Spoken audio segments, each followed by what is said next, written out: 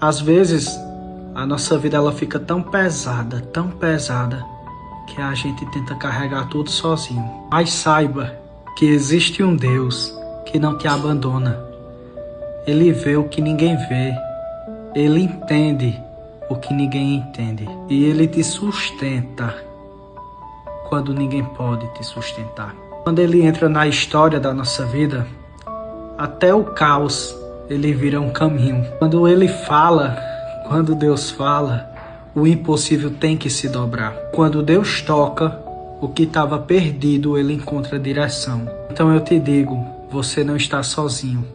Você não está sozinha. Deus está cuidando de coisas que nem você imagina. O que hoje te preocupa, amanhã será testemunho de vida para a tua vida. Entrega a Ele.